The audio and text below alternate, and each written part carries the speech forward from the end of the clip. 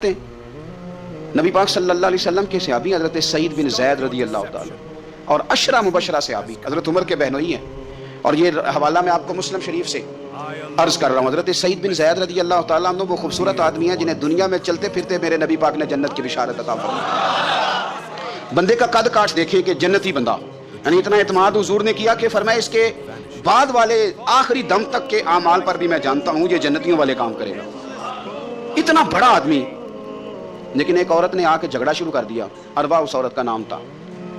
उसने आके हज़रत सईद बिन ज़ैद से झगड़ा शुरू किया कि ये जो मकान है ना आपका, इसमें इतनी जगह मेरी है। मुझे आप बताएं, एक शरीफ आदमी से औरत झगड़ा करे तो बंदा जवाब में कुछ कर सकता है? अब मेरी बात को समझें, अब शरीफों की मजबूरियां तो समझें कितनी ज्यादा हैं। भाई एक औरत आ गई, उसने दावा कर दिया, अब बिना वजह इंसान कटहरे में खड़ा हो जाता है। यहाँ को बंदा आगे कह देता, कहता जी मैंने 20 लाख रुपया लेना है, तो शरीफ आदमी उधर क्या करेगा? वो तो मुफ्त में, और दाएं बाएं बैठे लोग वैसे ही परेशान हो जाएंगे कि पता नहीं को बात होती है तो कोई आता है ना। उसने कह दिया कि मकान में मेरा हिस्सा है। और कह किसे दिया? उसे जिनके आमाल के सही होने की गवाही मदीने वाले रसूल ने अता फरमाई। उसने कहा जनाब ये मकान में मेरा हिस्सा है। अब हज़रत सईद बिन ज़ैद रज़ी अल्लाह ताला अन्हु फरमाने लगे ये ज़मीन इसी को दे दो। खत्म हो गई बात। शरीफ आदमी कैसे झगड़ा करे? अब मैं आपको एक बात बताऊं, अगर इस तरह भी बंदा कर दे तो बातें फिर भी होती हैं। लोग कहते हैं बिला वजह तो नहीं ना दे दी, ऐसे तो नहीं ना कोई दे देता 4 मरले, ओ भाई ऐसे तो नहीं ना। फौरन फरमाया हज़रत सईद बिन ज़ैद, फरमाया दे दो इसे। तो आपके अहले खाना कहने लगे हुजूर जब आप इसे क्यों दे रहे हैं? फरमाया तुम दे दो। मेरे नबी पाक सल्लल्लाहु अलैहि वसल्लम ने फरमाया जिसने एक बालिश्त जमीन पर नाजायज कब्जा किया, अल्लाह क़यामत के दिन 7 जमीनों का तोक बना के उसके गले में डाल दे। फरमाया उठाने दो इसे, तोक इसे उठाने दो। और एक हदीस में फरमाया 7 जमीनों में धंसा देगा अल्लाह उसे, इसे उठाने दो, दे दो। लेकिन तकलीफ तो होती है ना। अब ये नहीं है कि कहां से इतना हौसला बंदा करे, दिल तो टूट जाता है ना कि यार मेरे ऊपर इस तरह इल्जाम लगाना। और इस तरह किसी शख्स के बारे में, वो बंदा जिसने जिंदगी तकवे में गुजार दी, उस पर इतना घिनौना इल्जाम लगा देना।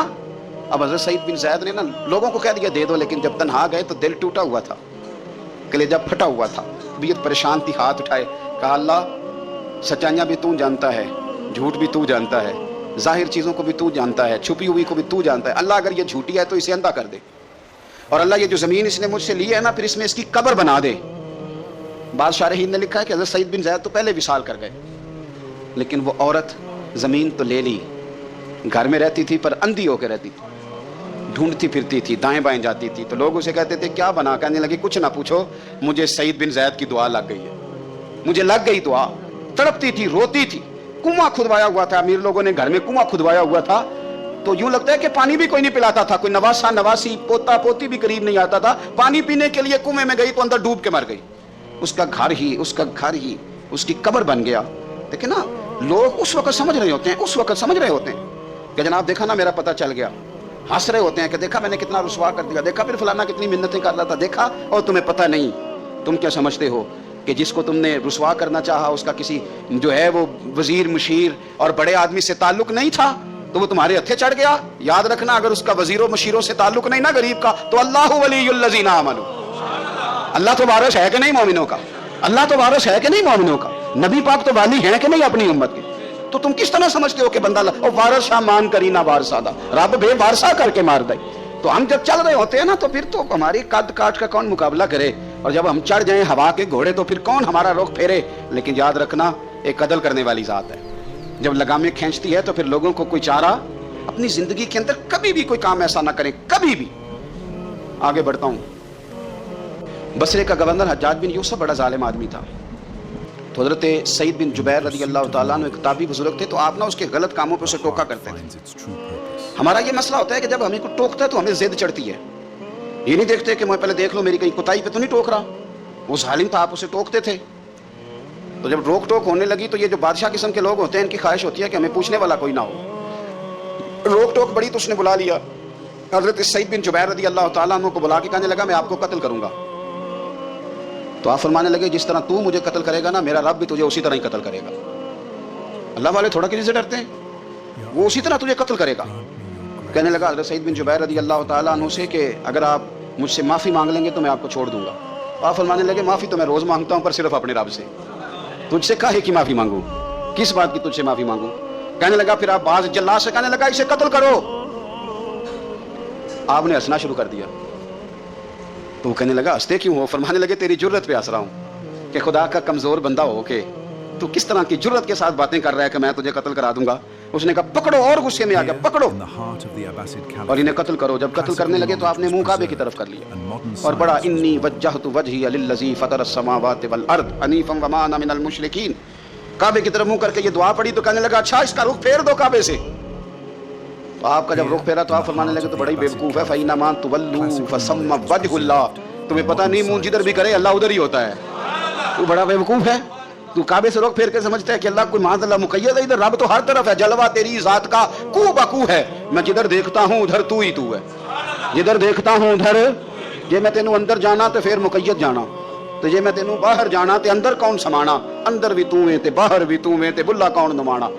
فرمایا کہ بھئی ہر طرف ہی اللہ ہے. اب اس نے پتہ کیا کیا؟ آپ کو جب قتل کروا رہا تھا نا تو حضرت سعید بن جبیر نے ہاتھ اٹھایا کہ اللہ میرے بعد اسے کسی اور کو قتل کرنے کا موقع نہ دینا، میں اتنی بات کسی اور پر اسے مسلط نہ کرنا. حضرت سعید بن جبیر قتل ہوئے، شہید ہوئے تو اتنا خون بہا کہ خون بند ہی نہیں ہوتا، اتنا خون. وہ کہنے لگا وزیروں سے، مشیروں سے، طبیبوں سے کہ اتنا خون. وہ کہنے لگے بادشاہ یہ خون بتاتا ہے کہ یہ بندہ تجھ سے ڈر کے نہیں مرا، ورنہ تو تلوار بندے کے قریب آتی ہے تو خون خشک ہوتا جاتا ہے، ورنہ تو حکم ہوتا ہے سزائے موت کا تو لوگوں کے کپڑے ڈھیلے ہو جاتے ہیں، جسم کمزور ہو جاتا ہے. یہ بندہ نہ ڈر تھا اس لیے اتنا اس کا خون نکلا ہے کہ اسے کوئی ڈر نہیں تھا. حضرت سعید بن جبیر کو قتل کرنے کے بعد نا حجاج بن یوسف 15 دن زندہ رہا ہے، صرف 15 دن. کینسر ہو گیا پیٹ میں، اتنی تکلیف ہوئی کہ جس بیماری کو آج آپ کینسر کہتے ہیں کہ کسی کی سمجھ میں نہیں آتا تھا. طبیب گوشت کی بوٹی ڈالتا تھا دھاگے کے ساتھ پیٹ میں، تو باہر آتی تھی تو وہ گل سڑ کے باہر نکلتی تھی. اس کے اپنے بھی اس کے کمرے میں نہیں جاتے تھے. او یارو، ظلم کرتے ہوئے لوگ سوچتے نہیں کہ اس کا حساب کتنا بھیانک ہوگا. رات کو چیخ مار کے اٹھتا، گھر والے کہتے تجھے کیا ہوا؟ وہ کہتا تھا جب بھی میں سوتا ہوں تو سعید بن جبیر میری خواب میں آتے ہیں اور میری ٹانگ پکڑ کے گھسیٹتے ہیں تو میری آنکھیں کھل جاتی ہیں. یہ جو بد دعائیں ہیں یہ تمہارے بستر تک تمہارا پیچھا کرتی ہیں، یہ نیندوں میں سوراخ کر دیتی. لوگ کہتے ہیں پتہ نہیں کیا بات ہے سویا نہیں جاتا. تو میں کہتا ہوں پتہ کر لو، شاید کو بات نکل ہی آئے. پتہ کر لو، دیکھ لو، غور کر لو، توجہ کر لو، شاید کو بات نکل آئے. اگر نکل آئے نا تو پھر توبہ کر لو، اور اگر نکل آئے تو پھر معافی مانگ لو، اگر نکل آئے تو پھر اللہ سے ڈر جاؤ، اگر نکل آئے تو پھر احتیاط کر جاؤ. لیکن باتیں نکلنے پر بھی ہم ماننے کو تیار. تو یہ مت سمجھے کہ جب انسان کسی کا ظلم کرے گا تو وہ چین کی نیند سوئے گا. یہ ہو سکتا جیسا کرو گے پھر ویسا، جیسا کرو گے پھر ویسا. مجھے بڑی ایک شخص کی، اور میں اس بندے کو داد دیتا ہوں، اس نے بڑی اعلیٰ ایک دفعہ بات کی. مجھے کسی نے بتایا کہ یہ فلانا آدمی اپنے باپ کا بڑا سخت نافرمان ہے. تو میں چلا گیا اور مجھے پتہ چلا کہ وہ بیچارے جو ہیں اس کے والد وہ تکلیف میں ہیں. تو میں نے جا کے ان سے کہا کہ آپ مہربانی کریں اس بچے سے کہ اپنے ابے کو راضی کر. تو مجھے کہنے لگا پیر صاحب آپ کے آنے کا شکریہ، پر یہ جو کر رہا ہے ٹھیک کر رہا ہے. میں نے کہا کیوں؟ کہنے لگے میں نے اس سے بڑھ کر اپنے ابا کو ستایا، یہ ٹھیک کر رہا ہے. وہ روتا تھا شخص، وہ روتا تھا، کہتا تھا میں نے اس سے زیادہ زیادتیاں کی ہیں. تو یہ جو میرے ساتھ کر رہا ہے نا یہ صحیح کر رہا ہے. یہ میری بہو کے سامنے جب مجھے برا بھلا کہتا ہے تو یہ میری سزا، یہ میرا بنتا تھا، میرے ساتھ ہونا چاہیے تھا. یہ اپنے بچوں کے سامنے جب میرے ساتھ سخت رویہ اختیار کرتا ہے تو یہ جو ٹھیک کر رہا ہے جو بھی کر رہا ہے. لیکن میں نے اس کے بیٹے کو کہا، میں نے کہا پتر جہاں تیرا والد آج کھڑا ہے تو بھی کل یہیں کھڑا ہونا چاہتا ہے. میرا بھی ارادہ ہے کسی جگہ کل تجھے کھڑا کیا جائے اسی کٹہرے میں. کہنے لگا نہیں. تو میں نے کہا پھر تو اللہ پہ چھوڑ، تو کس چکر میں پڑ گیا. آپ یقین کریں، آپ سکون دیں، دل پہ ہاتھ رکھ کے اپنے آپ سے پوچھ لو کہ ماں باپ جن کے چلے گئے وہ راضی گئے؟ نہ کسی کو بتانا، نہ کسی سے ذکر کرنا، وہ اپنے آپ سے پوچھ لو. اگر وہ راضی نہیں گئے تو پھر قبروں پہ جاؤ، پھر ان کے لیے دعائے مغفرت کرو، پھر قبر پہ ہی بیٹھ جاؤ. میرا رب تو وہاں بھی تمہاری صلح کرانے کو تیار ہے، وہاں بھی کرم کر دے گا اللہ. اور جن کے موجود ہیں وہ تھوڑی غور کر لیں.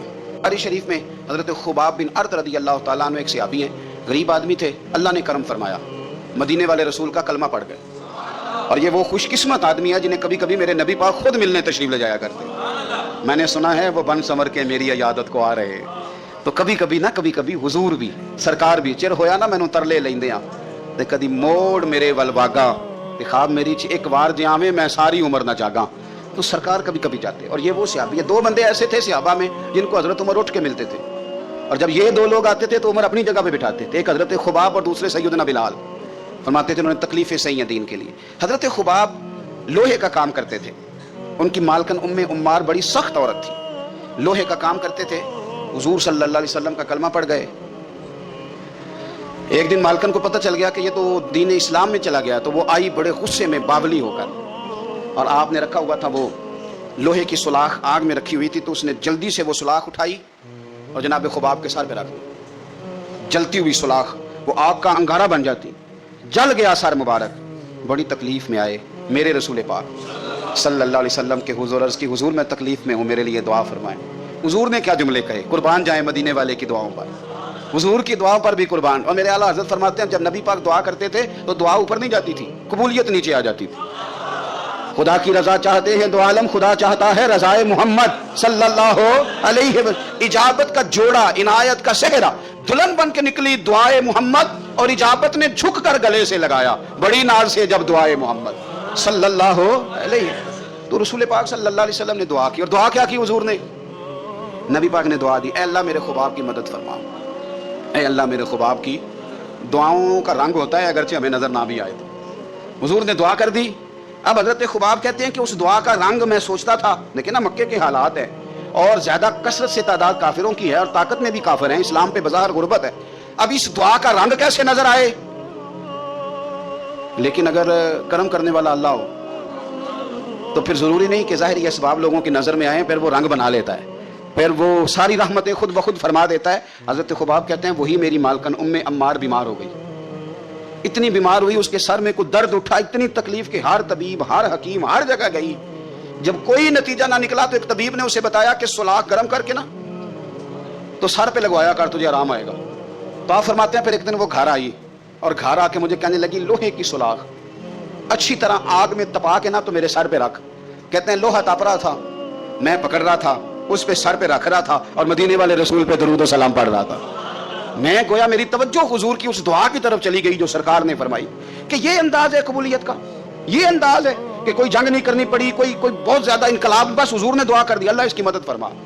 تو کچھ فیصلے اللہ پہ بھی چھوڑ دینے چاہیے، بڑی جلدی رب کریم وہ فیصلے فرما دیتا ہے اور بڑی جلدی انصاف ہوتا ہے۔ ہم لوگ نا احتیاط نہیں کرتے، نہ بولنے میں، نہ چلنے میں، نہ بات کرنے میں، نہ ہم دیکھتے ہیں کہ بندہ کس کیٹیگری کا ہے، نہ ہم نے سفید داڑیاں دیکھنی ہے، نہ ہم نے علم دیکھنا ہے، نہ ہم نے کو دین کی نسبت دیکھنی ہے، نہ ہم نے تقویٰ دیکھنا ہے، کیونکہ اس وقت میرے ذہن کو بات چڑھ گئی ہے تو وہ ہم نے کر کے چھوڑ دی۔ الزام حضرت سعد بن ابی وقاص پہ لگا دیے۔ پہلا الزام یہ لگایا کہ حضرت سعد بن ابی وقاص جو ہیں یہ مال غنیمت برابر تقسیم نہیں کرتے، اور دوسرا الزام یہ لگایا کہ لشکر اسلام کو بھیج دیتے ہیں، خود ساتھ نہیں جاتے، اور تیسرا الزام یہ لگایا کہ مقدمات کے فیصلے میں عدل سے کام نہیں لیتے۔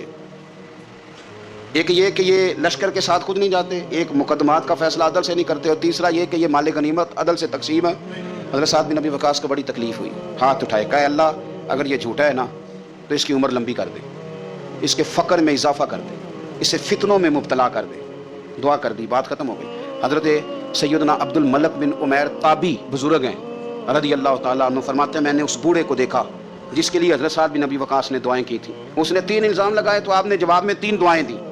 آپ نے کہا اللہ اس کی عمر لمبی فرما، فقر میں اضافہ کر، اسے فتنوں میں مبتلا کر۔ آپ فرماتے ہیں میں نے اسے دیکھا اتنا بوڑھا ہو گیا تھا، کمر جھک گئی تھی، یہ بھمیں اس کی آنکھوں پہ آ گئیں، چلا نہیں جاتا تھا، اور کبھی وہ مالدار ہوتا تھا، پر حضرت سعد بن ابی وقاص کی دعا نے اتنا پیچھا کیا کہ در در کی بھیک مانگنے پہ مجبور ہو گیا، اور بڑھاپے میں بھی اس کے فتنے کا یہ عالم تھا کہ ضعیف ہو گیا، عورت کی خواہش رہی نہیں وجود میں، لیکن پھر بھی راہ جاتی عورت کو چھیڑ دیتا تھا، اور یقیناً پھر اس کی وجہ سے وہ مار کھاتا تھا چوکوں چوراہوں میں۔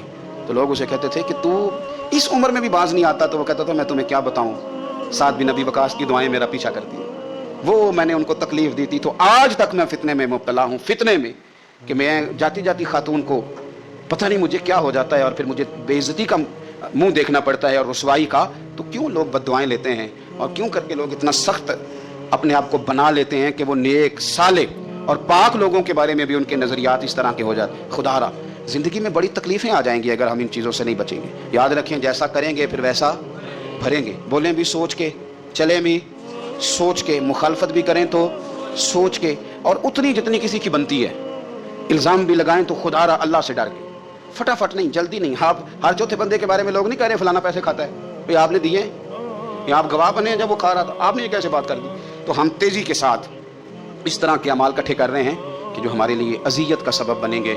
میرے رب نے فرمایا احسان کرو، نیکی کرو، تاکہ بدلے میں تمہیں بھی نیکی ملے۔ حل جزاء الاحسان الا الاحسان، کیا ہے نیکی کا بدلہ سوائے نیکی کے؟ اپنی زندگی میں کوشش کریں کوئی بد دعا نہ لیں،